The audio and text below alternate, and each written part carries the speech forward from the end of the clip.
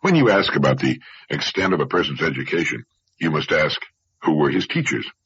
We need to ask ourselves the same question. We can change, we can grow, and as we change and grow, our fortunes will reflect that change and growth. That our character is the architect of our fortunes is an interesting idea, isn't it? It's so interesting that it could bring about a significant change in our way of living. It could modify or completely change our goals in life. It gives us a way of assessing the quality and the importance of the product we're producing in each of our important divisions. Let's say a company has 3 divisions. 2 are doing well, 1 is losing money.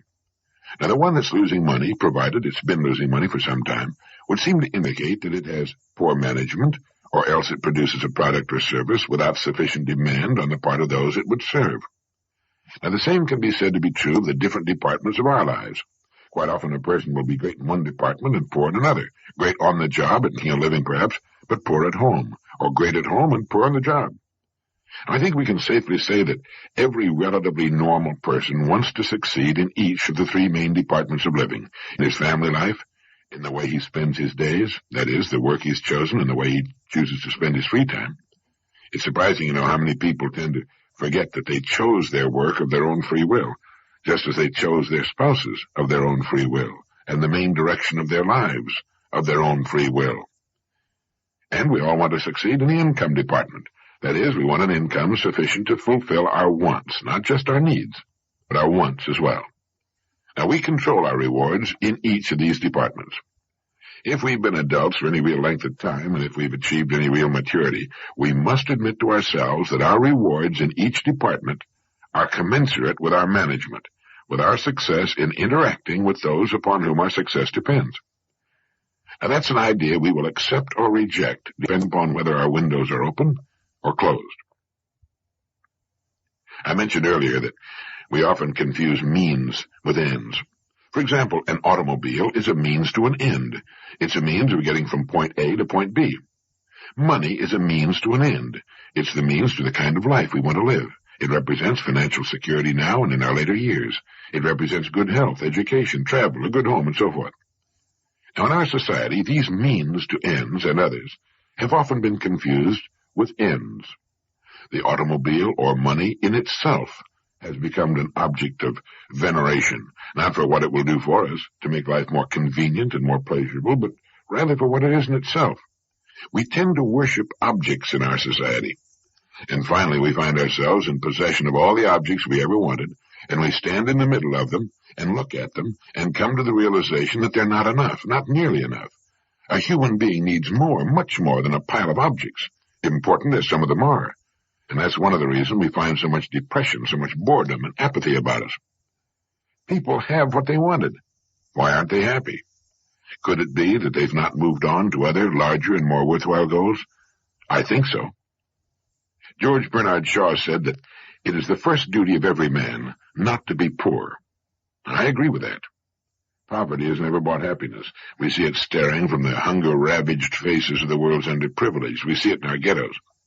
But there are 2 kinds of income, psychic and tangible. Now, psychic income is the income of the mind and feelings, the kind we get when we look at our loved ones or when we've done a good job.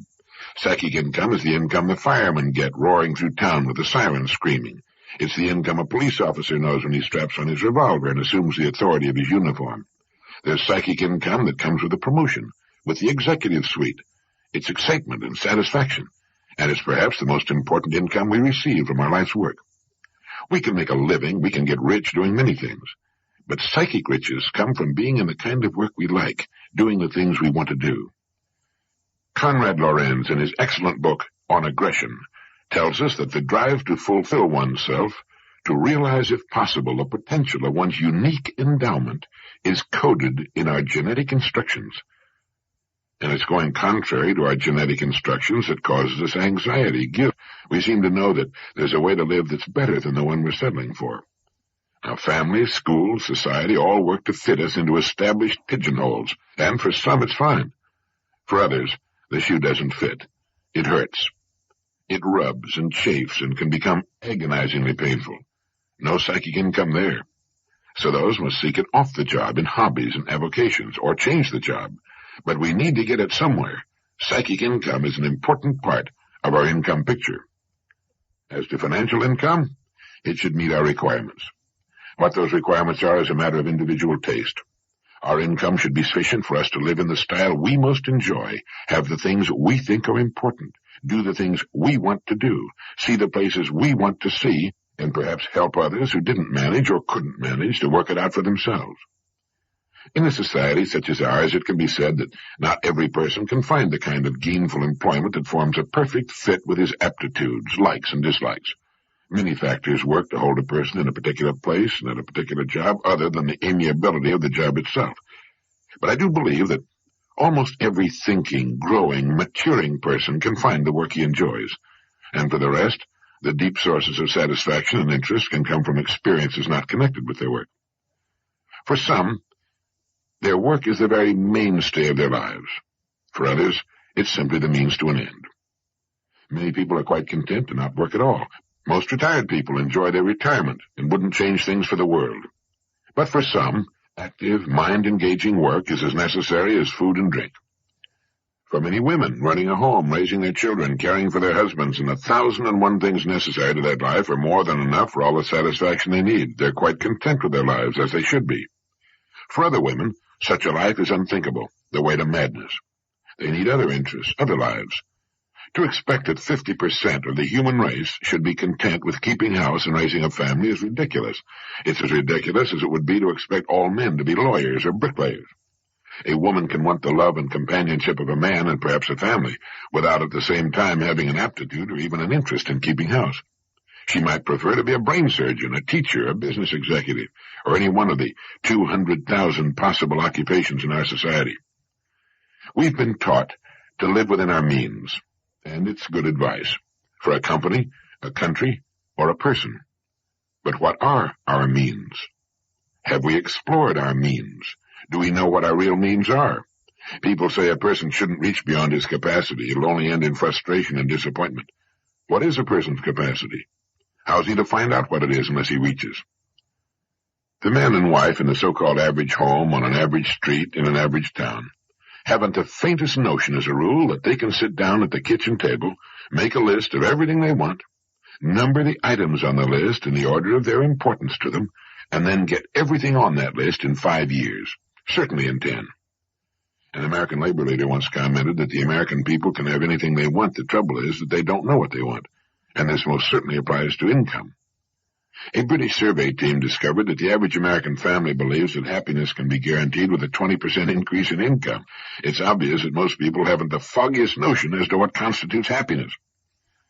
How does a person increase his income to the point where it more comfortably meets his needs, his present needs, and his savings and investment needs for the future? A good first step is to realize that everything we want, other people have, and will give us if we earn it. $1 from just 10% of the families in the United States would come to $7 million. Our income is in the hands of others. If our income is not what we want it to be, we must examine our product and our management. We have failed to qualify for it, or have lacked the courage and ideas to go after it. Thoreau said, "We have only to move confidently in the direction of our dreams to meet with a success unexpected in common hours." Interesting idea, isn't it? There's an exciting, renewing idea. We have only to move confidently in the direction of our dreams to meet with a success unexpected in common hours. The direction of our dreams is often nothing more than our genetic instructions, than our subconscious, our natural propensities, whatever we want to call it, trying to point us in the right direction. The minute we begin to move in the direction that's right for us, things start going our way. We begin to get lucky, as they say. So we need to ask ourselves, am I moving in the direction of my dreams? Or am I playing lockstep with millions of other people because of some stereotyped idea I picked up from people who don't know any more than I do, maybe less? People who perhaps have not proved in their own lives that they're experts when it comes to living successfully. Eric Hoffer put it pretty well when he said, "We're taught not to waste time and raised to waste our lives." Something to think about. So a person, standing back and assessing the three main departments of his life, and understanding that his fortunes are the fruit of his character, gets a pretty good look at himself as manager of himself and whatever else he manages. I think, too, that It's a good idea to reassess our priorities from time to time. What is really important and what isn't? The mature person has this question pretty well straight in his mind. His goals, his needs are his own. They do not necessarily mirror those of the majority of other people. I think we'd be safe to say that with the mature person, his goals and what he considers to be important in his life will not be those held by the majority. The fact that he has goals sets him apart. Recent research into the modern plague of cardiovascular disease, with millions dying of heart disease years before they should, has turned up convincing evidence that we're bringing heart disease upon ourselves because of our lifestyle, our penchant for speed simply for speed's sake, by our impatience at delay, by our headlong rush